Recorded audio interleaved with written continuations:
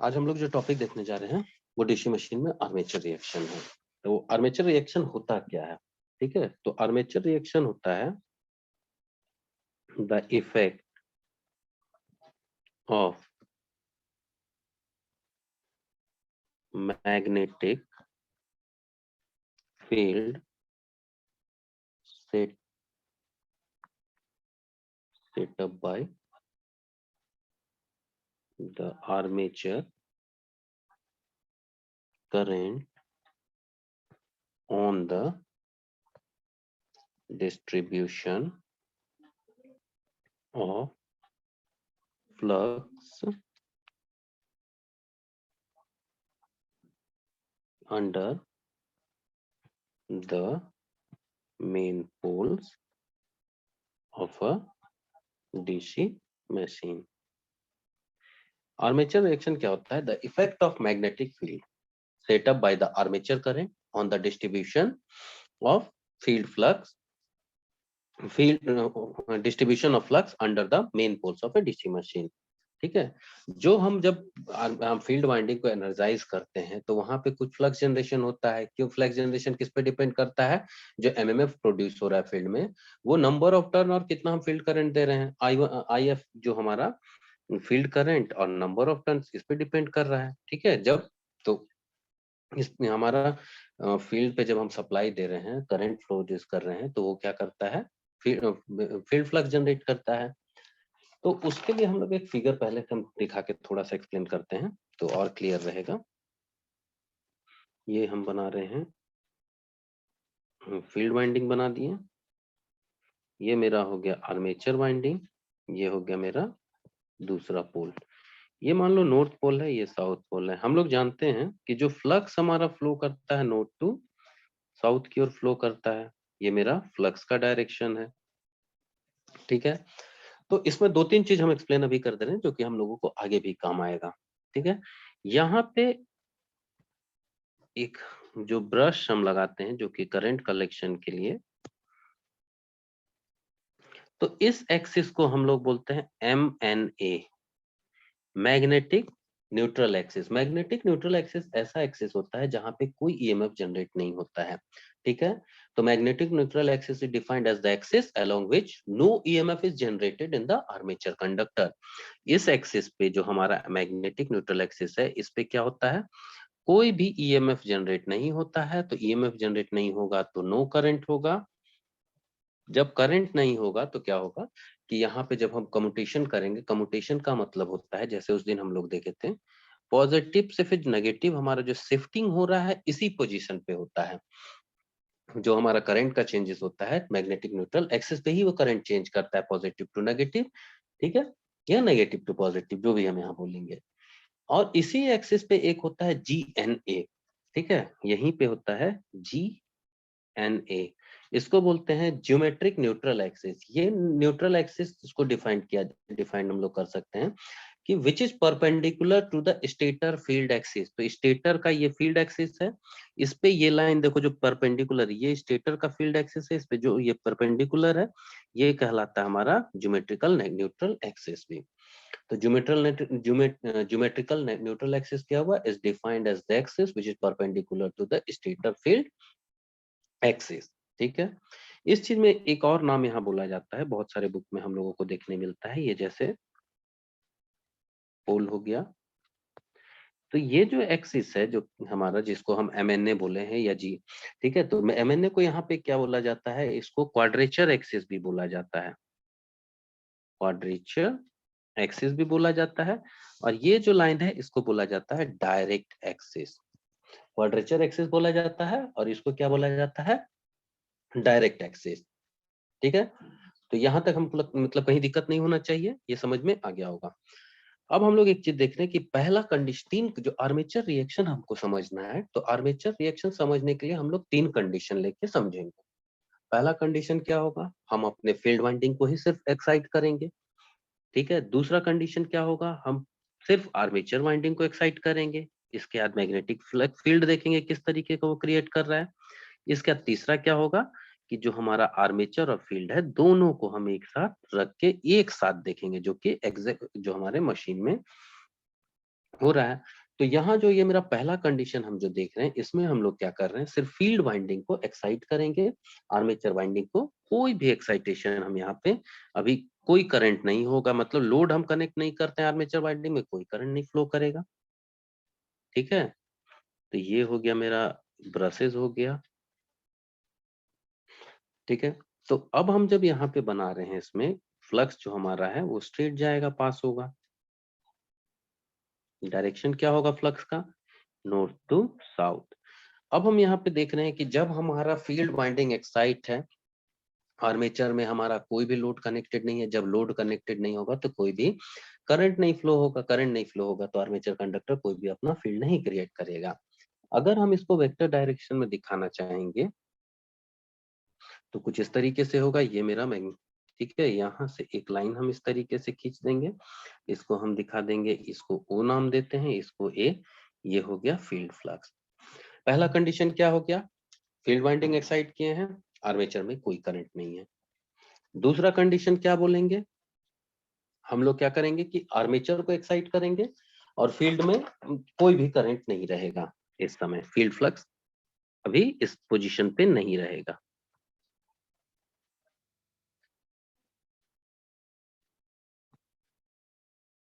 ये मेरा north south. यहाँ पे हम ब्रश को बना देते हैं। एक चीज हम लोग देखे थे, जब हम लोग एसी जनरेशन पढ़ रहे थे, तो यहाँ पे क्या हो रहा था, इसी एक्सिस के बाद हमारा करंट किसका वैल्यू, करंट का वैल्यू चेंज हो रहा था। ठीक है, पॉजिटिव टू नेगेटिव और नेगेटिव टू पॉजिटिव हो रहा था। तो यहाँ पे हमारा जो कंडक्टर नॉर्थ पोल के इन्फ्लुएंस में होगा उसको हम लोग क्रॉस में दिखाएंगे, जो साउथ पोल के इन्फ्लुएंस में होगा उसको हम लोग डॉट से रिप्रेजेंट करेंगे। तो हम इसमें क्रॉस बैठा देते हैं, जो नॉर्थ पोल, और इसमें डॉट। तो ये कंडक्टर अगर रोटेट करके भी नॉर्थ पोल के इन्फ्लुएंस में आएगा ना, तो ये हमेशा क्रॉस रहेगा, और नॉर्थ पोल का अगर साउथ पोल चला जाएगा तो हमेशा डॉट रहेगा।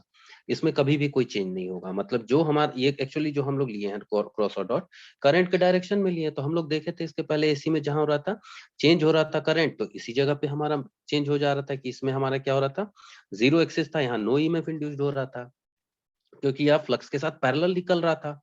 फ्लक्स यहाँ कंडक्टर पैरेलल हो जा रहे थे, तो जिसके चलते कोई फ्लक्स कट नहीं कर रहा था, जीरो ईएमएफ इंड्यूस्ड हो रहा था। और इसके बाद यहाँ करंट का डायरेक्शन भी चेंज हो रहा था हमारा रोटेशन के लिए। तो यहाँ पे जो भी हमारा हमेशा नॉर्थ पोल के इन्फ्लुएंस में जो कंडक्टर आएगा उसको हम क्रॉस लेंगे, जो साउथ पोल के इन्फ्लुएंस में जो कंडक्टर आएगा उसको हम लोग डॉट लेंगे। तो अब हम इसमें बनाते हैं इसका अपना फील्ड जो बनेगा आर्मेचर का। ठीक है, इसमें करंट का डायरेक्शन यहाँ पे होगा ऐसे, इसमें डायरेक्शन होगा इस तरीके से। इस दो वाले में भी जो अपना ये भी एक फील्ड बनाएगा, करेक्शन ऐसा होगा, यहाँ होगा, फिर ये फील्ड जो है ये ऐसे होगा, ये ऐसे होगा। तो यहाँ पे हम देख रहे हैं कि इस सेकंड कंडीशन में क्या लिए हैं कि हमारा आर्मेचर वाइंडिंग को हम लोग एक्साइट किए हैं और फील्ड वाइंडिंग में कोई भी कोई भी करंट नहीं है, तो यहाँ कोई भी अपना फ्लक्स फील्ड वाइंडिंग जनरेट नहीं कर रहा है। तो इसमें अगर हम लोग फ्लक्स का वेक्टर दिखाना चाहेंगे तो कुछ इस तरीके से होगा, ये ओ होगा, यहाँ सब डायरेक्शन नीचे की ओर जा रहा है, तो इसको बी दे देते हैं, यहाँ फाई ए, फ्लक्स ए। तो ये दो कंडीशन है, पहला कंडीशन हमारा क्या किए कि फील्ड एक्साइट किए, दूसरे कंडीशन आर्मेचर एक्साइट किए।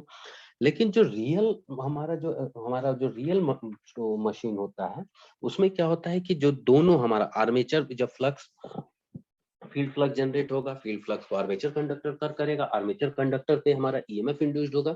इसके बाद जब हमारा मशीन में लोड कनेक्टेड है तो आर्मेचर में भी करंट फ्लो होगा, आर्मेचर भी अपना एक फील्ड जनरेट करेगा। इस फील्ड आर्मेचर फील्ड का क्या इफेक्ट होगा मैग्नेट मेन फील्ड में, वो हमारा आर्मेचर रिएक्शन कहलाता है। ठीक है, तो अब इसका किस तरीके का इफेक्ट करेगा वो हम लोग देख लेते हैं। तो ये जो हम तीसरा बनाने जा रहे हैं, अब हम दोनों को मिला के बना रहे हैं। ठीक है, आर्मेचर और फील्ड का क्या इफेक्ट होने जा रहा है, आर्मेचर फील्ड का और मेन फील्ड का।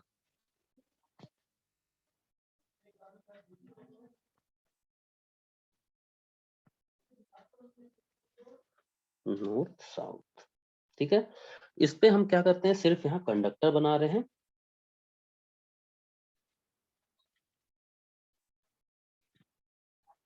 ये मेरा मैग्नेटिक न्यूट्रल एक्सिस हो गया, मैग्नेटिक न्यूट्रल एक्सिस। यहाँ पे हम कंडक्टर बना देते हैं।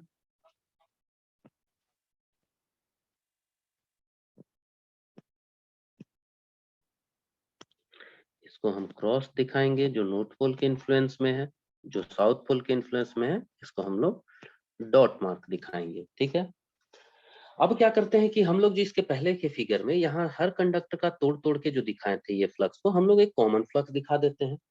ठीक है, ये मेरा कंडक्टर, इसको चेंज कर लेते हैं कलर, कॉमन हम लिखा देते हैं।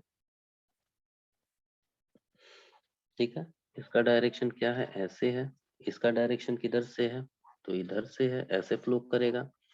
इसी समय पे हमारा जो हम लोग फील्ड फ्लक्स को चेंज करते हैं, फील्ड फ्लक्स का बनाते हैं डायरेक्शन, फील्ड फ्लक्स का ये डायरेक्शन हो जाएगा। हम लोग क्या किए कि जो पहला हमारा था जिसमें हम लोग फील्ड वाइंडिंग को एक्साइट किए, दूसरा आर्मेचर वाइंडिंग को एक्साइट किए, अब दोनों को एक दूसरे में सुपर इम्पोज कर दिए, तो कुछ ये फिगर बनेगा। ठीक है, मैग्नेटिक न्यूट्रल एक्सिस क्या बताएं, जहां हमारा डॉट क्रॉस चेंज हो रहा है, मतलब जीरो करंट का पोजीशन। अब एक चीज यहाँ पे हम थोड़ा सा एक्सप्लेन करेंगे, जिसको थोड़ा सा ध्यान से समझना पड़ेगा, कि जब अगर मेन फ्लक्स का डायरेक्शन, मेन फ्लक्स का डायरेक्शन ये होता है, ठीक है, मेन फ्लक्स, और अगर आर्मेचर फ्लक्स का भी ये डायरेक्शन होता है, आर्मेचर फ्लक्स, तो इसको बोलेंगे magnetising, magnetising armature reaction flux.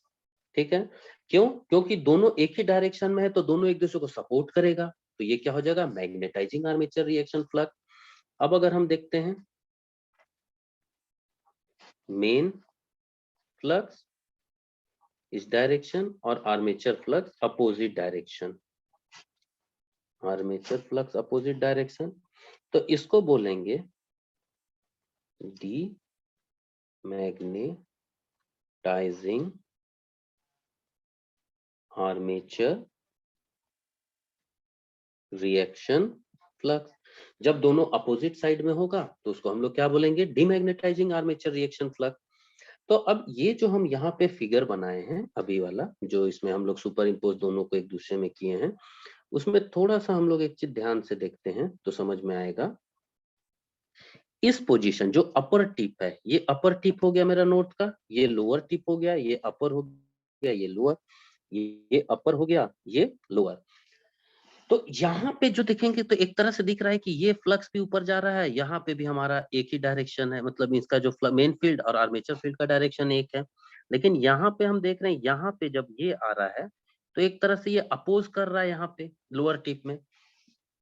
ठीक है, तो जब हमारा अपर टिप में हम देख रहे हैं कि आर्मेचर फ्लक्स क्या कर रहा है, मैग्नेटाइज कर रहा है फील्ड फ्लक्स को, मेन फील्ड फ्लक्स को, लेकिन लोअर टिप जो हमारा यहाँ पे है उसको क्या कर रहा है, डीमैग्नेटाइज कर रहा है। ठीक है, मतलब ये अपर टिप को, अपर टिप मेरा क्या हो जा रहा है, मैग्नेटाइजिंग कंपोनेंट बन जा रहा है ये वाला, यहाँ पे दोनों एक दूसरे सपोर्ट कर रहा है। लेकिन यहाँ पे देखेंगे इस जगह पे जैसे आ रहा है और यहाँ पे जा रहा है, तो ये क्या कर रहा है, एक दूसरे को डीमैग्नेटाइज कर रहा है, क्योंकि यहाँ पे इस पोजीशन पे लोअर टिप में ये क्या कर रहा है, अपोजिट डायरेक्शन में है, तो इसलिए ये क्या कर रहा है, डीमैग्नेटाइज कर रहा है हमारा armature flux main field flux को। तो अब अगर ये इस तरीके का दोनों एक जगह, एक टिप में क्या कर रहा है, मैग्नेटाइज कर रहा है, मतलब उसका डेंसिटी को बढ़ा दे रहा है, ज्यादा कर दे रहा है, एक जगह क्या कर रहा है, डीमैग्नेटाइज कर रहा है, डीमैग्नेटाइज कर रहा है तो क्या कर रहा है, घटा दे रहा है आर्मेचर फ्लक्स को। तो फाइनल जो हमारा रिजल्टेंट फ्लक्स होगा वो किस तरीके का यहाँ पे बन जाएगा, उसको हम लोग देख लेते हैं पहले।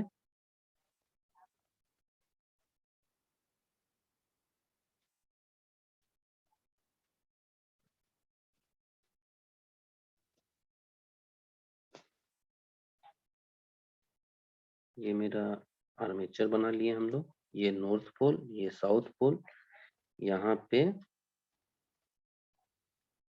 तो जो हमारा हमारा फ्लक्स था, हम क्या बोले कि यहाँ पे हम लोग क्या देख रहे हैं कि यहाँ लोअर पोर्शन में क्या कर रहा है, डीमैग्नेटाइज कर रहा है, अपर पोर्शन में मैग्नेटाइज कर रहा है, मतलब अपर पोर्शन पे हमारा घनत्व ज्यादा होगा।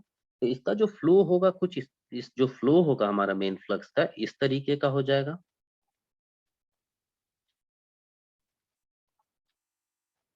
ठीक है, तो अब हम यहाँ पे देख रहे हैं कि ये जो हम क्या बोले थे, यहाँ पे मैग्नेटिक न्यूट्रल एक्सिस जो कि तुम्हारा परपेंडिकुलर इस पे होगा जहाँ पे नो ईएमएफ, तो ये भी अपना शिफ्ट कर जा रहा है जगह। Magnetic neutral axis, geometric neutral axis, यहाँ पे मेरा ब्रश लगा हुआ है, ये एंगल कितना से थीटा से शिफ्ट किया। थीटा किस पे डिपेंड करेगा, तो मैग्नीट्यूड ऑफ आर्मेचर करंट पे डिपेंड करेगा। तो यहाँ पे अब हम क्या देख रहे हैं कि यहाँ जो हमारा अपर टिप है उसमें हमारा ज्यादा मतलब यहाँ पे ज्यादा स्ट्रेंथ हो जा रहा है, लोअर टिप पे हमारा कम स्ट्रेंथ हो रहा है। यहाँ पे डीमैग्नेट मतलब यहाँ पे क्या है, स्ट्रेंथ फ्लक्स का स्ट्रेंथ यहाँ ज्यादा है, यहाँ पे वीक हो जा रहा है। ठीक है, तो अब क्या है कि अपर टिप में ऐड कर दे रहा है और लोअर टिप में हमारा आर्मेचर फ्लक्स को कम कर रहा है। तो अब हम लोग देखेंगे जो हमारा मेन फील्ड फ्लक्स क्या था, यहाँ पे ऐसे था फाई है, यहाँ पे क्या था आर्मेचर फ्लक्स था। लेकिन जब दो फ्लक्स है तो हम लोग क्या लेंगे, यहाँ रिजल्टेंट लेंगे। ठीक है, रिजल्टेंट हमारा फाई आर। तो ये जो शिफ्ट हमारा हो रहा है एंगल का, ये डिपेंड किस पे करता है, मैग्नीट्यूड ऑफ आर्मेचर करंट पे डिपेंड करेगा कि ये कितना ज्यादा हमारा शिफ्ट होगा। ठीक है, यहाँ पे इससे क्या हो रहा है, आर्मेचर फ्लक्स वीक हो रहा है। आर्मेचर फ्लक्स क्या कर रहा है, वीक कर रहा है मेन फील्ड फ्लक्स को, लोअर एंड में नॉर्थ पोल का और अपर एंड में साउथ पोल का। ठीक है, अगर यहाँ पे मैग्नेटिक सैचुरेशन नहीं होता है, ठीक है, अगर हमारा सर्किट मैग्नेटिक सैचुरेशन नहीं होता है तो क्या होगा, ये जो वीकनिंग और स्ट्रेथनिंग दोनों एक दूसरे को क्या कर देगा, इक्वल होगा। और रिजल्टेंट जो हमारे यहाँ फ्लक्स हुआ ये कोई अंतर नहीं आएगा, ये सेम रहेगा, अनअल्टर्ड रहेगा। जैसा हमारा नो लोड के कंडीशन में था वैसे ही लोड के कंडीशन में। लेकिन क्या है कि यहाँ मैग्नेटिक सैचुरेशन हो चुका है जिसके कारण ये चीज पॉसिबल नहीं होता है। तो यहाँ जो हमारा फ्लक्स का वीकनिंग वो ज्यादा होता है स्ट्रेंथ करने के लिए, उसको मजबूत मैग्नेटाइज करने की अपेक्षा वीकनिंग हमारा ज्यादा इफेक्टिव होता है। क्यों होता है, अब एक चीज बात समझो, ये जैसे हम लोग पहले पढ़ चुके हैं तो थोड़ा सा यहाँ पे ये हमारा क्या हो गया, मैग्नेटाइजिंग कर्व हो गया। ये जनरेटेड ईएमएफ, यहाँ फील्ड करंट।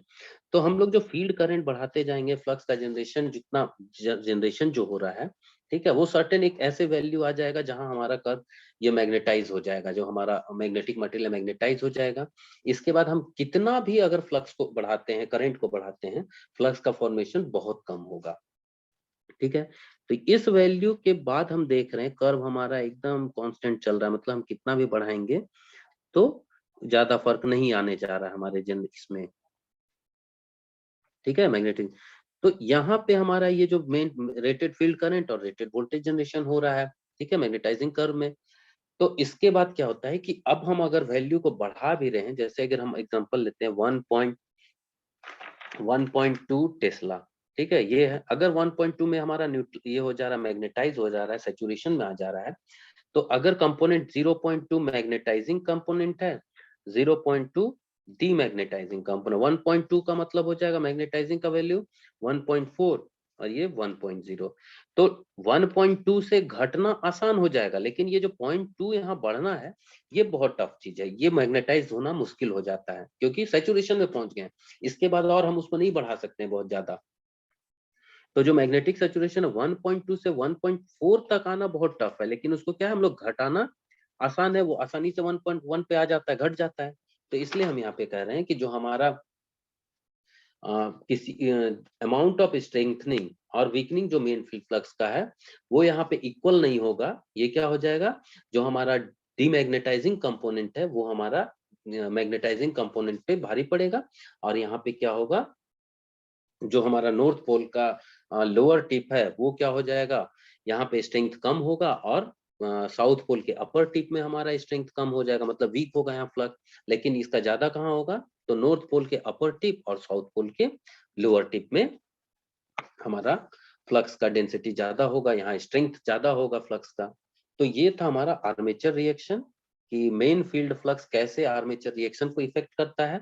तो इसका दो इफेक्ट यहाँ पे आता है। ठीक है, पहला क्या होता है, अगर आर्मेचर रिएक्शन यहाँ दो इफेक्ट अनडिजायरेबल इफेक्ट प्रोड्यूस करेगा, पहला क्या करेगा, net reduction main field flux का होगा जिसको डीमैग्नेटाइजिंग इफेक्ट बोलते हैं, और दूसरा होता है क्रॉस मैग्नेटाइजिंग इफेक्ट। ये क्या करेगा कि main field cross magnetising effect यहाँ पे आएगा, ठीक है। तो आर्मेचर रिएक्शन यहाँ दो इफेक्ट करता है, जिसको पहला बोलते क्या बोले, distorted the main field flux, और जिसको क्रॉस मैग्नेटाइज बोलेंगे, और दूसरा क्या करेगा, वीक करेगा मेन फील्ड फ्लक्स को, जिसको डीमैग्नेटाइज इफेक्ट हम लोग बोलेंगे। तो ये था हमारा आर्मेचर रिएक्शन डीसी मशीन में, कि आर्मेचर फ्लक्स का मेन फ्लक्स पे क्या इफेक्ट आता है। तो यहाँ पे दो इफेक्ट आएगा, एक आएगा क्रॉस मैग्नेटाइज, एक आएगा डीमैग्नेटाइजिंग इफेक्ट। अब इसको ओवरकम करना कैसे है, वो तरीका हम लोग को देखना होगा कि इसको हम लोग कैसे कम करेंगे, तो उसको हम लोग नेक्स्ट क्लास में देखेंगे।